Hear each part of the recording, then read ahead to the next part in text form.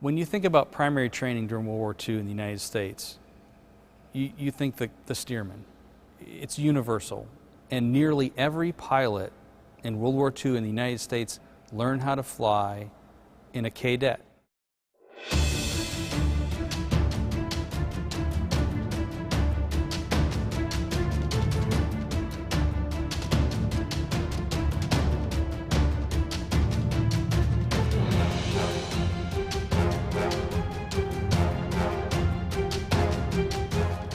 There was a three-tiered system in training a pilot for combat during World War II in the United States, at least in the Army Air Forces.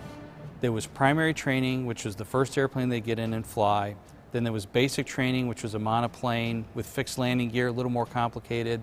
And then there was advanced training, which would be either a single-engine aircraft with retractable landing gear if they were going into fighters, or a twin-engine aircraft if they were going into bombers or transports. So this is a primary training aircraft. The Kaydet was a primary training aircraft. So this would be the first airplane that a cadet would be flying in. Even more importantly, this was the airplane that they would solo in. And that's a magic moment for a military aviator. I've talked to veterans from World War II, and they know what day, they know the tail number of the airplane they were flying, they know the flight instructor that sent them off. When they come back from that flight, that's when they get their wings. They're a pilot. So for thousands and thousands and thousands of American airmen, whether they be Navy, Marine Corps, or Army Air Forces, this was the airplane that they did it in. On all restorations, the research staff and the restoration staff work hand in glove. The restoration staff has expertise and the research division staff has expertise. And some questions that come from the restoration staff are things like, how is the aircraft painted? And it's not just something simply like colors, it's things like, is it gloss, semi-gloss, or flat? Are there stencils on the aircraft? If there are stencils, what is the font? How big are they? Where are they located? So it really is an investigation. It's almost like being a private investigator, a PI, because every airplane is different. Some airplanes also, they change over time. So when an airplane changes over time, we can't just do the markings from over a course of a year. We have to pick a certain point in time to paint the aircraft as. So in the case of this PT-13D, we picked the day that the aircraft was accepted by the U.S. Army Air Forces. That day was January 13th, 1945. Millions of our visitors will see this snapshot in time, the very same view that the workers at the Wichita plant in Kansas saw in January of 1945. There were 5 guys total working on the aircraft, probably 2 or 3 full-time. The other ones would come in and help out as needed. And it was just a really great experience because we worked so well together and we would learn from each other and help each other out. Something unique to this, I guess, would be the materials that we used on this airplane, because it's obviously completely different for a fabric aircraft. So it's using the nitrate dopes and the butyrate dopes. One interesting thing about this airplane is the way it's marked, in that it does have Navy and Air Force markings on it both. So that's something a little different compared to some of the other aircraft that we do have. Finishing process it's very tedious. On other aircraft, you're pretty much just prepping the metal, putting a primer, and spraying the color on. This you gotta build your layers of finish on there till you get it nice and glassy smooth, and then you can start putting your colors on. So it's very time consuming. The fabric also takes a little bit longer than it does to do sheet metal, at least from our experience, because we haven't done fabric that much. But overall, it's a very rewarding process, and it comes out looking pretty good. Painting the insignia is always a lot of fun. I enjoy it because you get to lay it out by hand and then tape it off and spray it. This one was actually a bit of a challenge because it does have the inspection door right in the middle of the star and bar. Cockpit, you see it has the leather trim around it to keep from bumping your arms on the side of the cockpit here. Standard gauges for an aircraft of that time period, both front and back matching. Our aircraft had a delete plate here because at one point in time they added an electric starter. So we wanted to go back to when it came off the assembly line, so we added the inertial starter back into this aircraft. Oil cap, fuel cap, they're both similar. They both get the particular color circle in the middle. Oil gets yellow, fuel gets red, and then they get hand lettered around the outside with their capacities. Wings were pretty straightforward when we put them on. We were lucky enough to start with an aircraft that had a very strong and stable structure. There was nothing broke on it.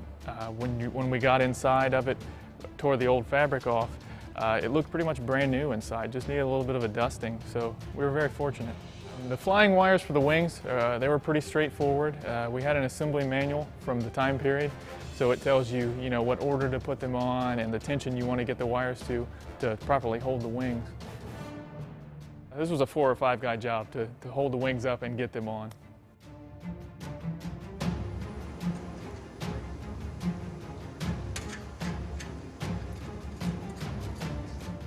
The propeller here, when we got the aircraft to restore, it had a metal propeller on it, but we wanted to go back to right off the assembly line, so it needed the wooden propeller. So we had to locate a wooden propeller. Luckily enough, we had one down in collections. It was in pretty bad shape. It was delaminating. So we had to inject epoxy into the propeller and try and squeeze it back together. It came out pretty good. We were able to contact Cincinnati to get the original style logos to put on the aircraft, and then we refinished the propeller. It's exciting to think that all of us that worked on it are going to be gone someday. So 50 years from now, 100 years from now, the work that the restoration staff did here, the great work that they did, is going to be around long after they and I are long gone. It'll be on display in the museum. The museum will still be here, and millions of visitors will read about the start of the military career of those airmen who went on to serve and sacrifice in our greatest foreign war of all time. One of the wonderful things about working here is I learn something new every day, and it's wonderful. And it's one more piece of the puzzle to see the big picture. And it's not just learning from doing the research, it's learning from the talent that's here in restoration. I mean, the skill and knowledge that's here is unbelievable.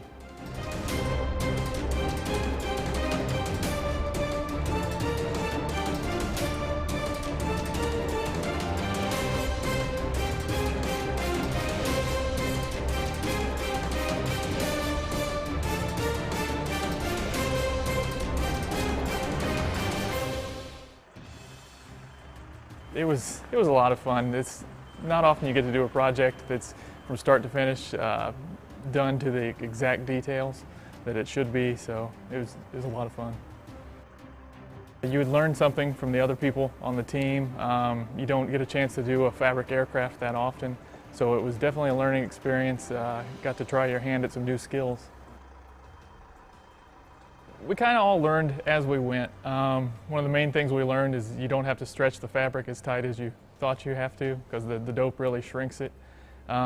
Just having 4 or 5 guys looking at everything all the time helps you pick up all the little details and find out the way it should be.